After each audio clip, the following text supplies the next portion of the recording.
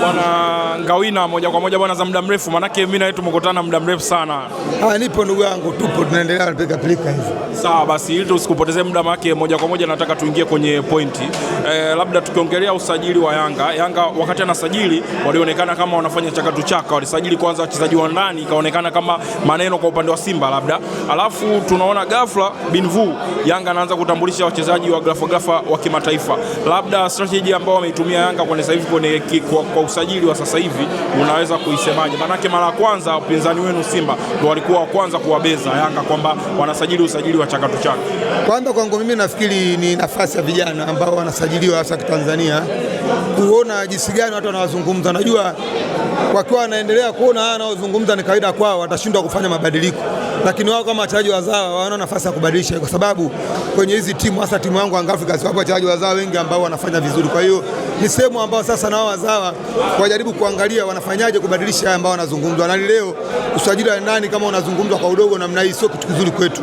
Tunategemea vijana wa Kitanzania nao waje kuperform, waje kufanya vizuri ili sajili zao nao ziweze kuwa kubwa. Na inawezekana kwa sababu hapa wachezaji wakubwa ambao ni wa ndani hapa tunawajua. Hapa kuna Edison Jobu, kuna Abdalla Baka, kina Mamnyeto wanafanya kazi kubwa sana na Yanga, lakini kina Mzizi wapo ni vijana wadogo. Kwa hiyo kwangu mimi nafikiri usajili wa ndani sio usajili wa kubeza, kwa sababu hapa wachezaji ambao pia washawahi kufanya vizuri. Lakini kwa kauli hizi maana yake nao sasa wanataka kuenda kabadilike, wafanye mambo makubwa. Ukishafanya vitu vikubwa utazungumza kwa ukubwa tu. Kwa hiyo tulianza na wachezaji wa ndani, na sasa unaona leo tumekutana hapa pamoja kwa na press ya Yanga, lakini hatuwezi kubeza kama kuna usajili mkubwa mfanyika.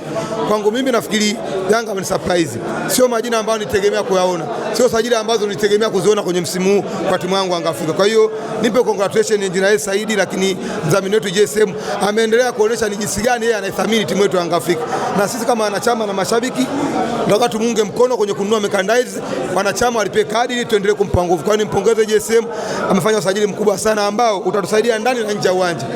Sababu tunamzungumza Peter Shalulile, unamzungumza mchezaji ambaye anaweza kuja pia kuwa kiongozi kwa wachezaji wenzie. Ukizungumza kati ya wachezaji ambao wana mafanikio zaidi ya klabu bingwa Afrika, huwezi kumwacha Peter Shalulile. Ni mchezaji ambaye ana kila kitu cha ngazi ya klabu cha Afrika. Kwa hiyo ni mchezaji mzuri ambaye naamini kuna kitu kubwa anakuja kufanya ndani ya Yanga Afrika. Na ni usajili ambao utaki kusubiri kwamba kusema tumpe muda. Shalulile sio mchezaji wa aina hiyo, ni mchezaji ambaye anaweza kuja kwenye timu akaja kukliki na tutakula matunda yake. Mimi naendelea kupongeza tu uongozi wa Yanga. Haiwezi kuwa kazi rahisi kumpata mtu kama Shalulile. Unamzungumza mchezaji ambaye kama utataja daraja la juu la washambuliaji watano Afrika, huwezi kuacha jina Shalulile kuliandika. Kwa ni moja ya saini kubwa ambazo napongeza viongozi wa Yanga na nimefurahi kuziona ndani ya Yanga binafsi. Sawa, tunaliongelea swala la usajili la ndugu zako Simba ambao wenyewe wanaonekana kama wameshamaliza. Na msimu uliopita walikuwa wana imani kabisa kwamba wanaweza kuwapokonya nyewe hadi kombe la ligi, japokuwa mwishoni, hatua za mwishoni, mechi za mwishoni ndo zikaamua.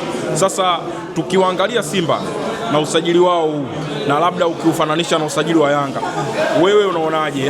Yani una maoni gani juu ya kweli wataendelea kuwakaribia labda na kuwatishia moja kwa moja kwenye msimu huu, au unaona kwamba ni Yanga ameshawapiga gap kubwa sana pamoja na usajili huu?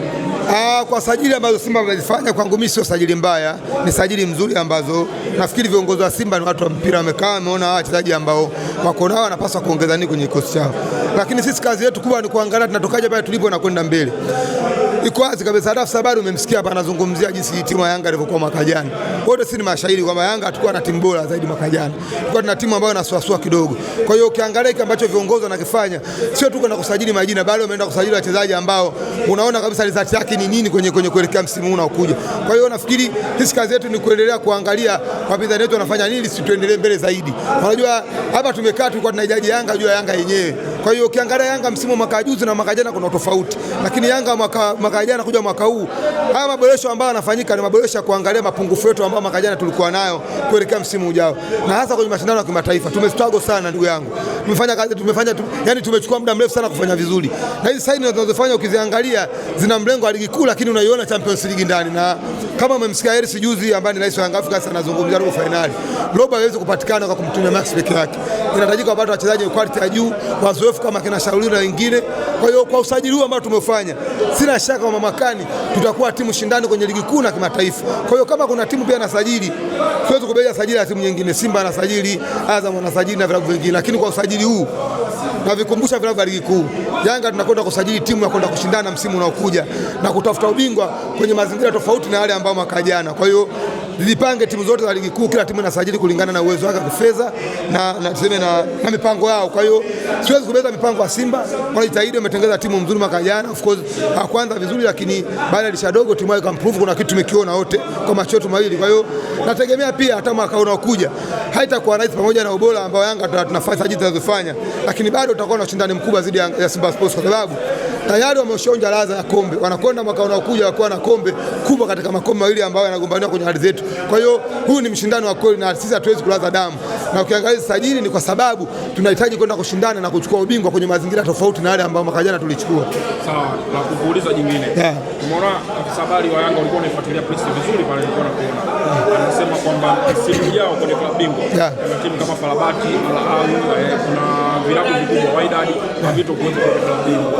Hiyo ina maana kwamba yani sasa hivi klabu bingwa huenda ikawa ni kumbania goli, yoyote anaweza kuchukua.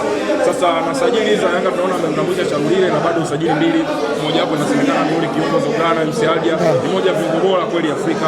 Labda wewe kwa wewe unaona Yanga mpaka sasa hivi na malengo yao, tunaona misimu karibia miwili wameishia tu makundi, unaweza ukavuta picha kuona kwamba kweli Yanga moja kwa moja atoke from kuishia makundi moja kwa moja afike robo nusu moja kwa moja kwenye robo naiona. Of course ukizungumzia washindani ambao wamebakia baada ya kuwa hayupo, bado ni washindani wagumu sana, na ukizungumzia daraja bado kuna timu nyingi ambazo zimetuzidi sisi daraja kwenye klabu bingwa Afrika, lakini nafikiri msemaji alichagiza. Unajua matukio kama lazima kidogo nakuwa unachagiza, lakini ukiniambia kwa sababu hali hayupo, bado kuna timu ambazo tunataka tupambane sana, ambazo hizo kwangu mimi kama tutafanikiwa kufika robo au nusu, kwangu itakuwa ni kitu kikubwa sana. Unajua kila mafanikio yanahitaji daraja. Mafanikio ya kutegemea fupi kwangu mimi huwa haiji kipaumbele. Kipaumbele changu mimi nataka timu isogee, nikiwa naiona kutoka pale ilikokuwa inafanya nini kuelekea hatua inayofuata. Kwa hiyo kwangu mimi nitabakia na lengo la robo finali, ambalo kama tutashindwa kufika, basi sisi Yanga wote tunapaswa kuzungumza kwa tumefeli msimu kama tutafanikiwa kufika robo finali ya klabu bingwa Afrika. Kwa hiyo na sajili tutofanya, ukiangalia shauku wa viongozi wetu, lakini wanachama na mashabiki, kuna kitu tunakihitaji kuelekea robo. Kwa hiyo nafikiri tubaki hapo kwenye robo, na bado ushindani utakuwa mkubwa, kwa sababu viko vilabu kama unazungumza Mamelodi bado hapo, watu kama Piramidi bado hapo, lakini pia kuna vilabu kama Farabati ambavyo sio vikubwa sana, lakini kwenye daraja letu sisi kwa Young Africans bado ni timu ambazo zina ushindani mkubwa kuliko sisi, na hata ukiangalia uwekezaji wao bado ni uwekezaji mkubwa kuliko sisi. Kwa hiyo kwangu mimi nitakuwa na matamanio ya kuiona Yanga ikifika robo finali. Ikifika robo finali itakuwa ni kitu kikubwa. Tuongelee striker wenu mpya Shalulile. Maana yake inasemekana ndo yani kati ya mastrika bora wa muda wote Afrika, namba 3, tuwataje watatu lazima naye muweke. Labda wewe unaona Shalulile ndio atakuja kuwa replacement sahihi ya Mayele? Maana yake inaonekana Yanga bado wana usingizi wa Mayele. Toka Mayele ameondoka, watu striker kila anayekuja wanamfananisha na Mayele.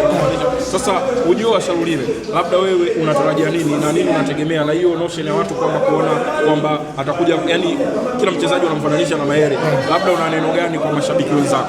Na kwanza ni wakumbushe wana Yanga kwamba hatuwezi kuwa na kila mshambuliaji mwenye aina ya mshambuliaji fulani. Kinachohitajika ni kukonveti alama kwa mabao. Kwa hiyo Shalulile anakuwaje kufunga magoli, na aina yake ya kufunga ikiwa yoyote ile kitu kikubwa kinahitaji mpira kwenda kwenye kamba. Kwa hatuwezi kubakia na mzima mchezaji mmoja. Hapo wachezaji wengi ambao Yanga wamepita na wamefanya vizuri kwenye eneo la ushambuliaji. Of course Mayele ana daraja lake, lazima tukubali, lakini wapo washambuliaji Afrika washapita Yanga na vilabu vingi wamecheza vizuri. Kwa hiyo nafikiri sasa hivi tungestiki juu ya wachezaji wetu ambao tuko nao. Tumeenda kumchukua Shalulile, kwanza tumehitaji mabao, lakini pia tumehitaji uzoefu wa mashindano ya Champions League. Sina wasiwasi naye juu ya hilo kwa Peter Shalulile. Kwenye eneo la kufunga na eneo la kuwa kama kiongozi ndani ya timu sina wasiwasi naye. Kwa hiyo matumaini yangu makubwa, Shalulile anakwenda kuwa mchezaji mzuri sana ndani ya Yanga, lakini sio Yanga tu. Kwenye ligi ya Tanzania tumepata kitu kikubwa sana, na hii ni bahati.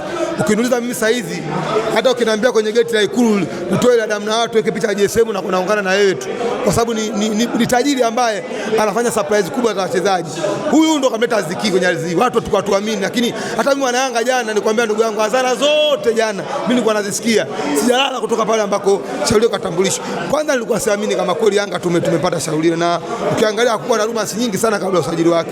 Kwa hiyo ni moja kati ya sajili kubwa ambazo tuna matumaini nazo makubwa. Kwangu mimi nafikiri hebu tubakie na Shalulile. Mayele alishacheza, alishapita, iko sehemu zingine ambazo tunafanya kazi. Kwa hiyo wachezaji wetu ambao wamesajiliwa msimu, kwanza na matumaini na kijana mzawa Sugar Boy, na matumaini naye makubwa sana, ni mchezaji ambaye ana talent kubwa. Kilio changu ni kile tu, mambo ya kitambaa cheupe waachia tu watu wa mjini, waje kufocus na kile kitu ambacho kimewafanya Yanga kwenda kufuata huko aliko. mabadiliko, lakini kwa shauri kwangu mimi namuona kwa mshambuliaji kiongozi, lakini ni starehe. Msimu hata kama kingamuzi kwa 30 talipa tu, sababu starehe tulikuwa ni kubwa mno.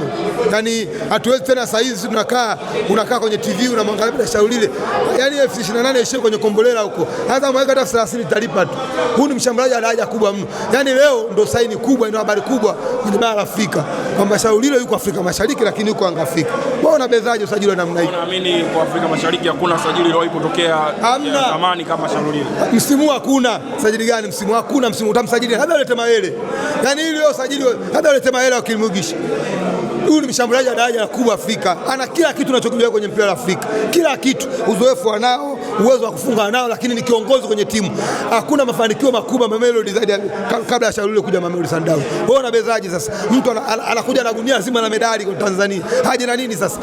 Hers na JSM lazima ape pongezi kubwa usajili wa namna hii. Huu ni usajili wa kuja kuleta nembo nyingine ya ligi kuu msimu unaokuja.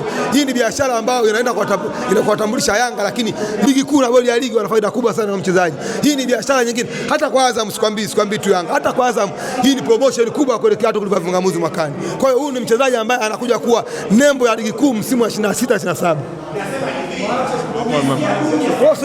Wewe subiri muda utazungumza kaka. Mimi sijawahi kusifia mchezaji ambaye sina uhakika naye, na sijawahi kukubali jambo lolote la Yanga ambalo naona mbele lina manufaa ya Yanga. Ukisikia jambo nimelikubali, basi mbele lina manufaa. Msimu huu nimeshaambia tayari, Yanga msimu wana jezi ambayo Afrika hakuna. Afrika hii msimu huu quality ya jezi Yanga Afrika hakuna. Mimi nakwambia ndugu yangu, chukua jezi ya Yanga ambayo anakwenda kutambulishwa kesho kutwa. Ilivyo utakuja kuniambia. Ile jezi kila mwili wako nafuata. Hii ndio jezi inakuja kustiri shida za mwili mibovu, kwa sababu wengine na mwili mibaya. Unaweza kuwa na kiburi lakini jezi inakustiri she.